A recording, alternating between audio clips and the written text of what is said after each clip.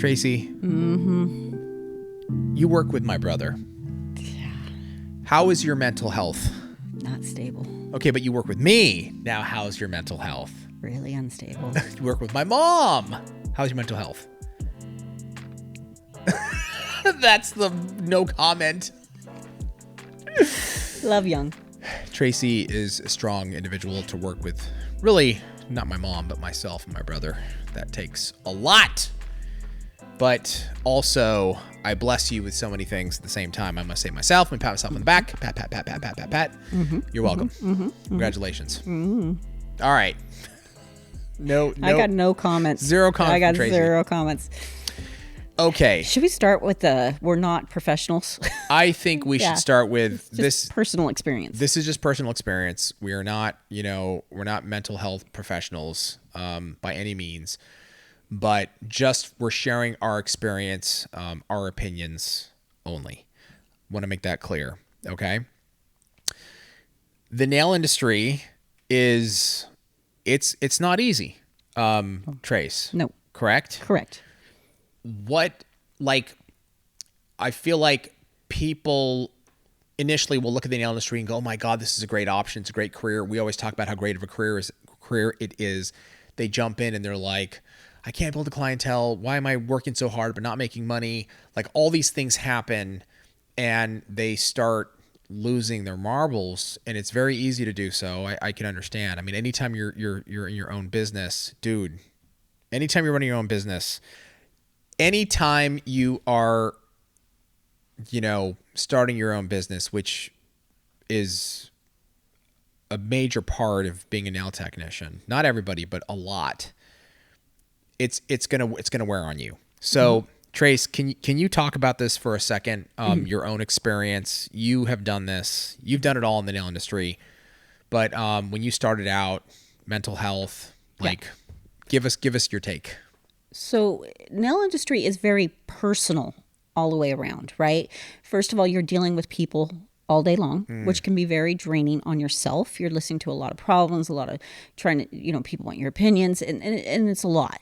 And then on top of it, it's personal in the fact that you're giving a personal service.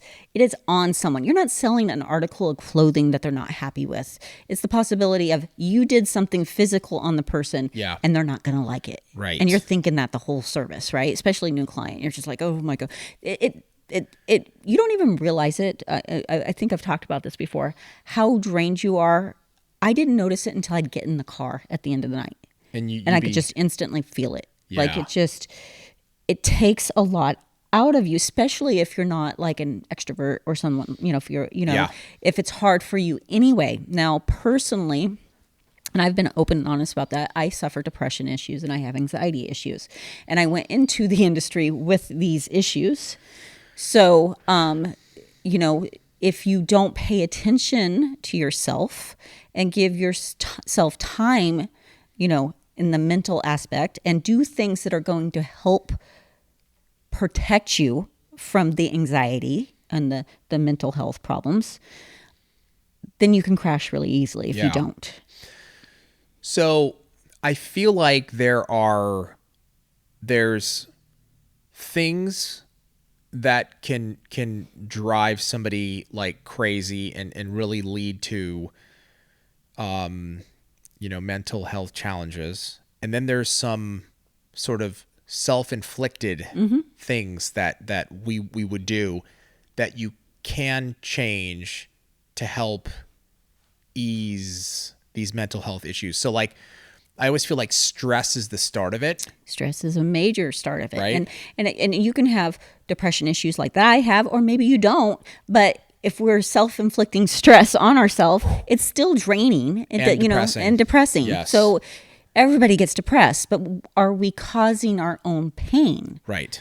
Sometimes we are. A lot of times as techs we are. Yeah.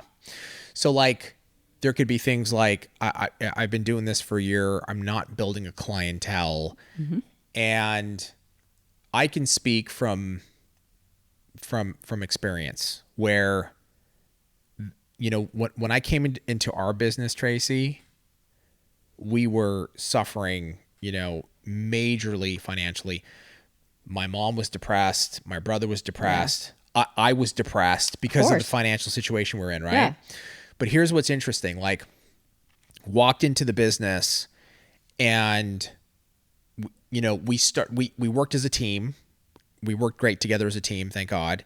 But we started noticing, we were like, shoot, we've been doing these things. We've been making these decisions that are causing us to be in this, like, it's this vicious cycle. Self-inflicted stress. It is. But I didn't want to admit it initially. I didn't want to be A lot of times like, you just don't know it. yeah, you just don't know. You're in it. You're in the cycle. Mm-hmm. And especially if you're depressed and you're feeling the pressure, it's hard to step out of it and go, what the hell am I doing? What is actually going on? You know, part of ours was, you know, we were selling products, or our prices were too low, right? Right. So we weren't making money, and it was killing us. Mm-hmm. And the other was not collecting money when people owed us. Like, we were just pushing it off because I didn't want to deal with that, nor did my mom and my brother want to deal with that.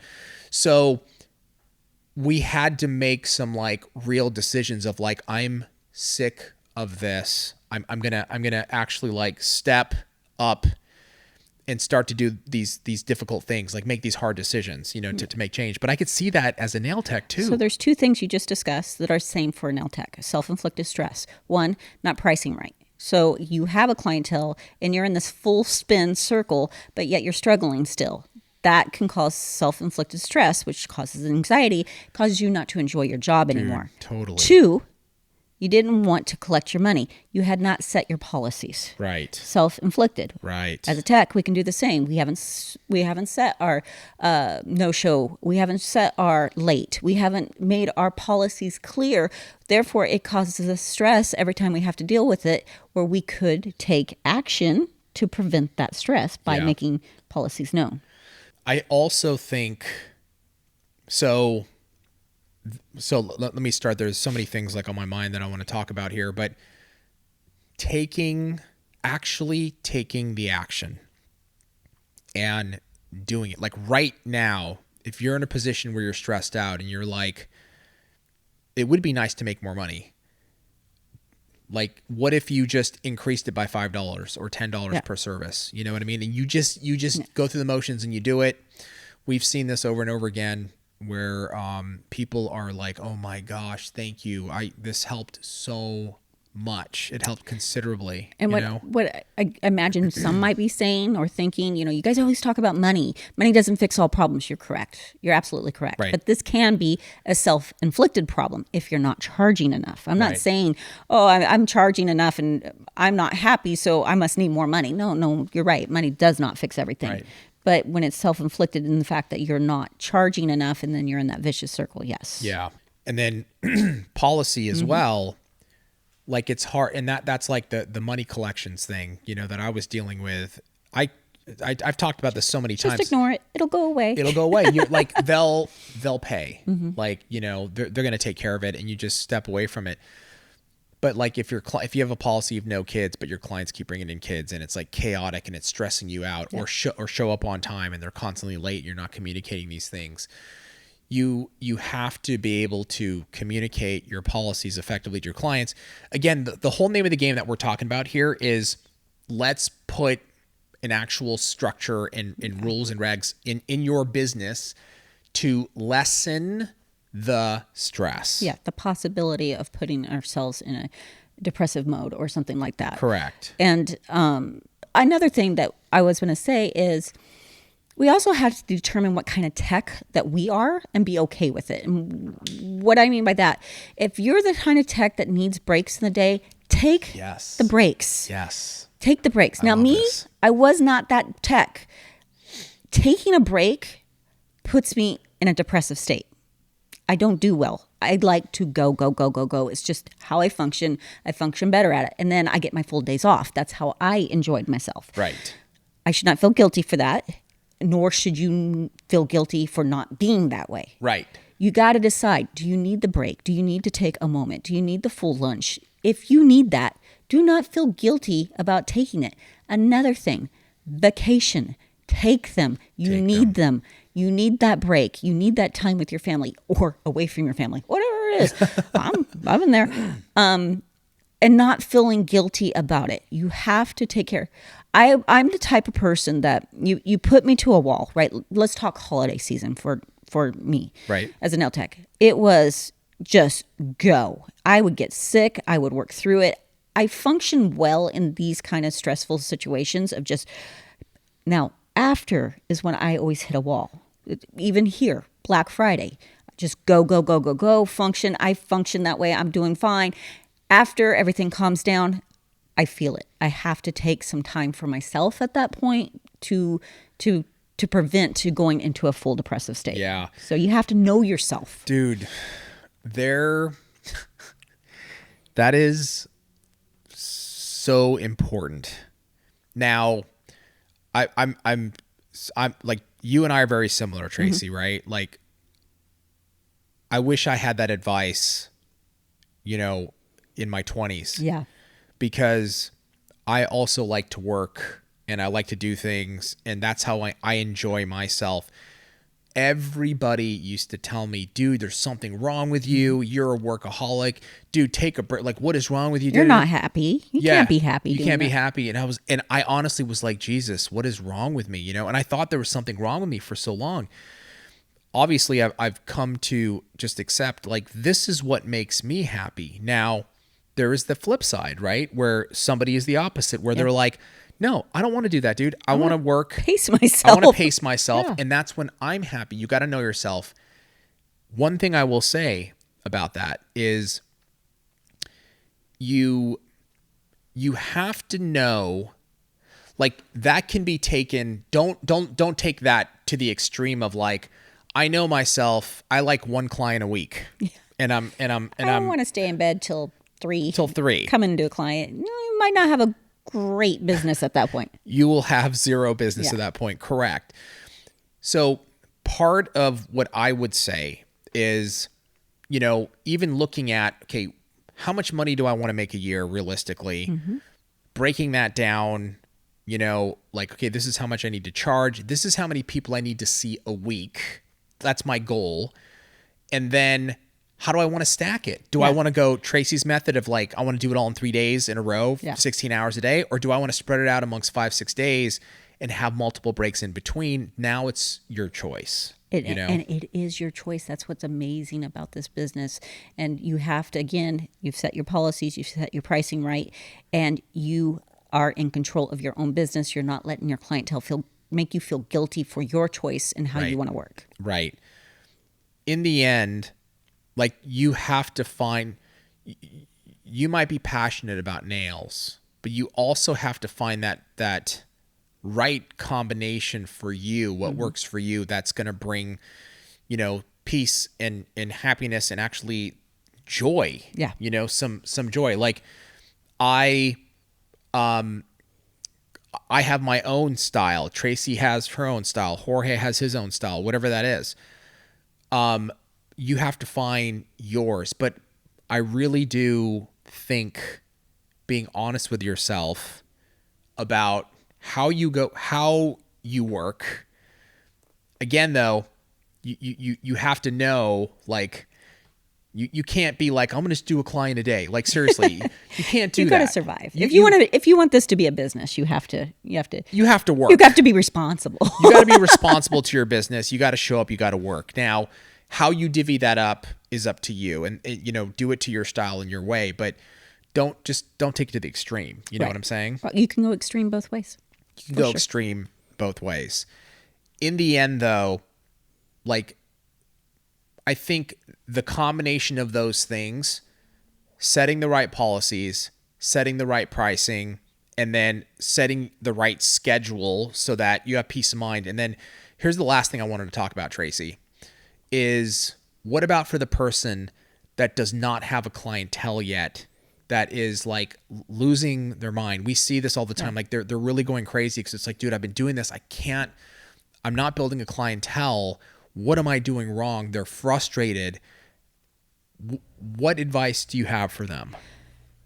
It is very stressful when you're first starting out. So first of all, you got to realize you have to be patient. Second, I always say you have to give yourself permission to fail, because you are going to fail. And you can feel like you're failing when you're not building a clientele. It will come. It will come. The third thing, we've all been there. So you're not alone. And there's comfort in that. I feel that there's comfort in that. Knowing, because sometimes, unfortunately, some people in whatever industry, but nail techs, well, I built a clientele in 2 months when I first came out of school, and I was making $100,000. That would be very rare. Very rare.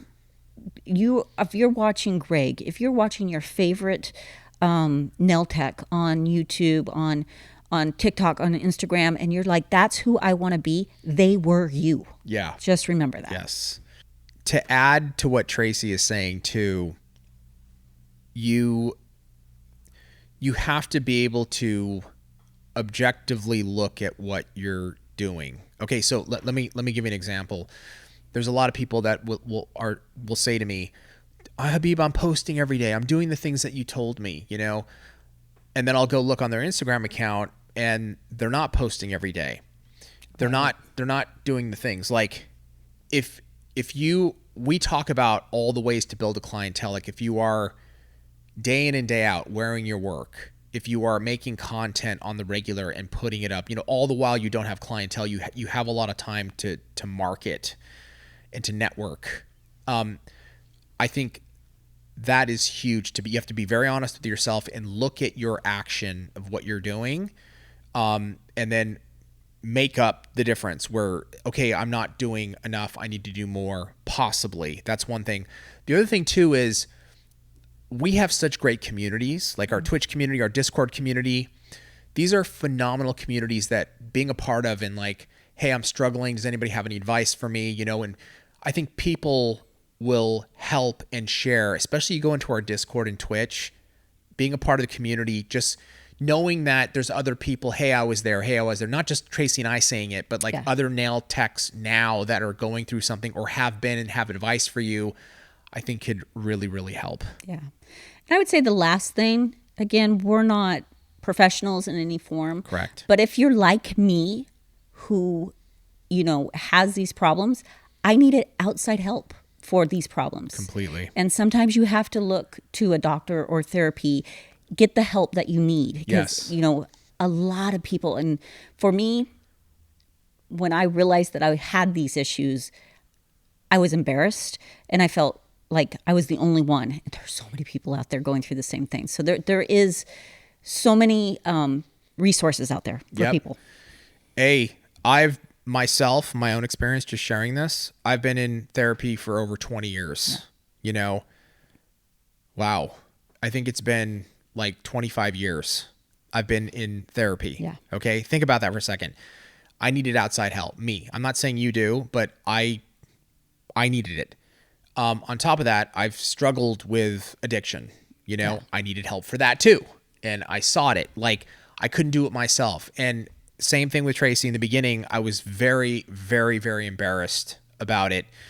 Now I help people, in my spare time. I help other people with those issues and problems because it's a real struggle. Yeah. You know what I mean? And it's a common struggle. It's a common struggle, and it did work for me as well.